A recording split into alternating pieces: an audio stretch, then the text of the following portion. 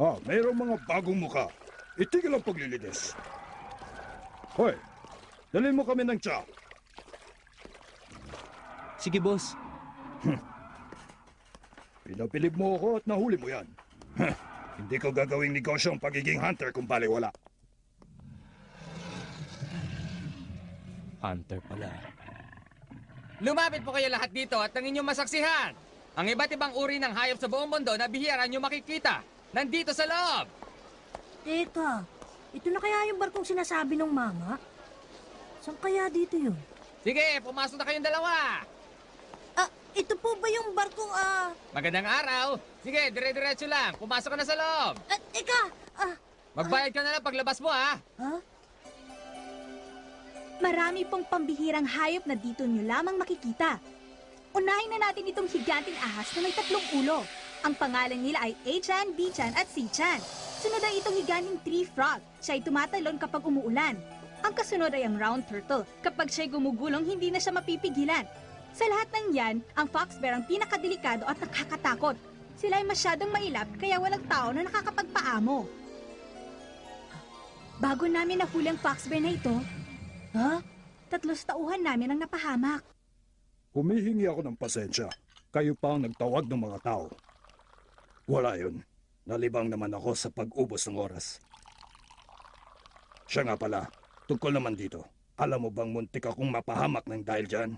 Kaya nararapat lamang na medyo malaking halaga ang ibayad mo sa akin. Walang problema, Mr. Hunter. Kung ganon, tuloy pa rin ang negosyo natin.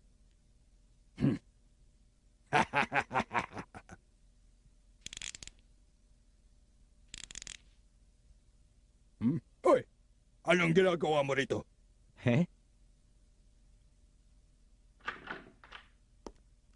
Pwede na ba ito? Ano? Ang liit naman yan. Dagdagan mo! Ano yun? Doon sa mga hayop. Ano? Puntahan mo nga. Mag-usap na lang tayo mamaya. Sige. Bata, lumayo ka dyan!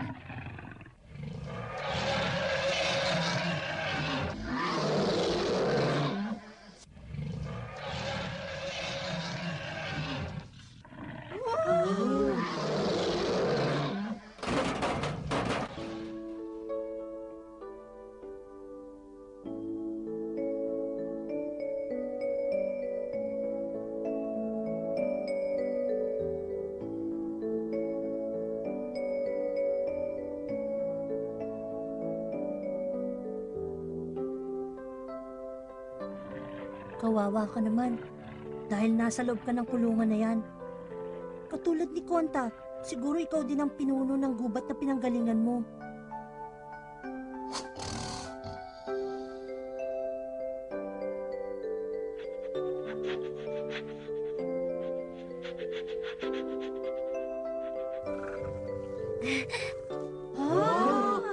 Galing, paano nagawa yun? Paano niya nagawa yan? Ano bang nangyayari dito?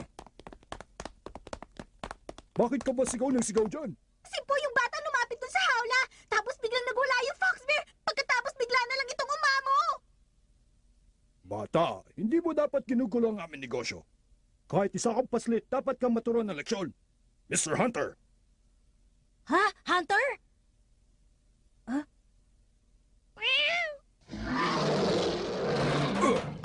Gusto mo bang makuha ang anak ko?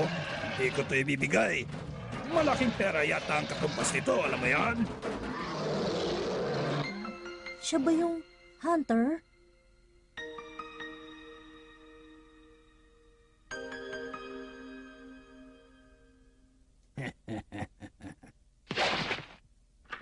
Dito muna ako. Palagay ko, ang code ay...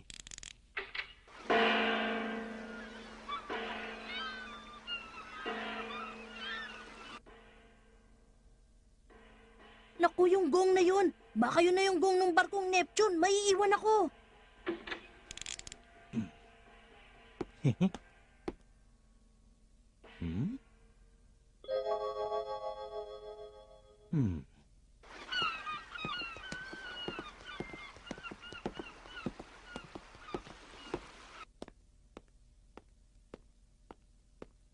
Siguro aalis na yung barkong Neptune. Anong gagawin ko? Ha? Mister! Huh? Mister! Bakit nandito ka? Paalis na yung barko, hindi ba? Okay lang, aabutan ko pa yun. Bakit ako nandito? Dahil alam ko meron pa akong responsibilidad. Tingnan mo to, mukha bang kapakipakinabang? Ang tagal naman, wala nang oras. Mauuna na ako. Sana hindi na kita makita.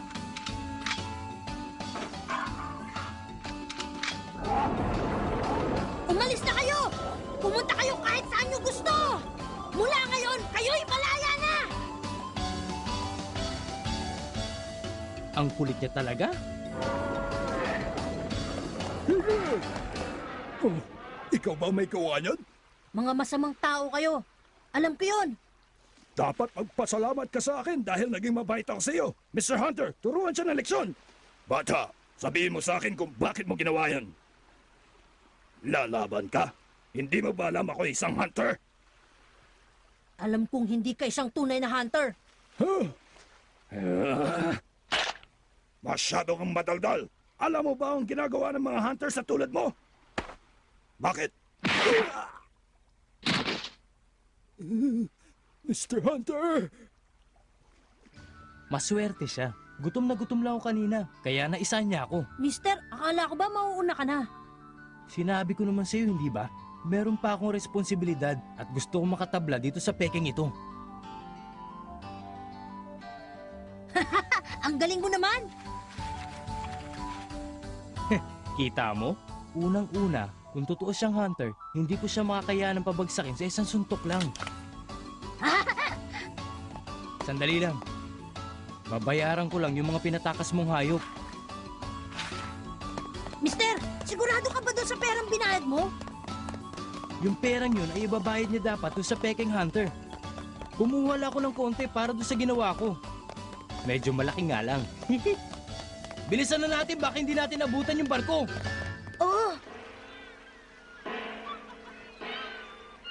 Magsipaghanda na kayo lahat. Itaas niyo ang layag.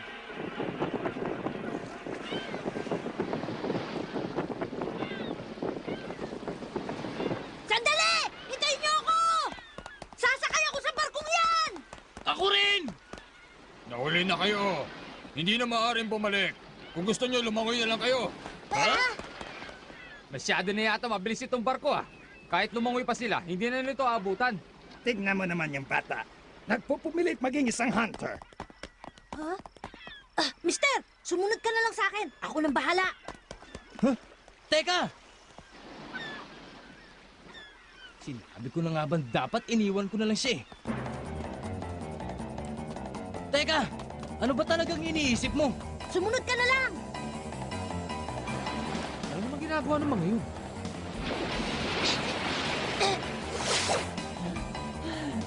Ano ba yan? Ayos. Ngayon na!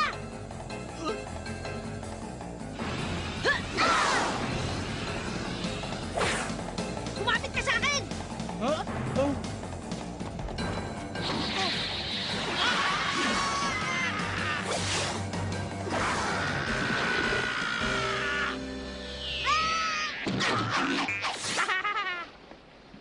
Ayos ka lang ba, ha, mister? Hindi ako si Mister. Ako si Leorio.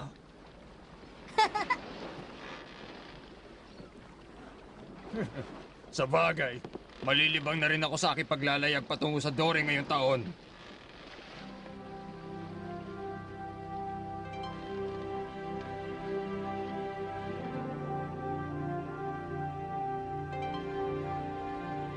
Paalam, Whale Island.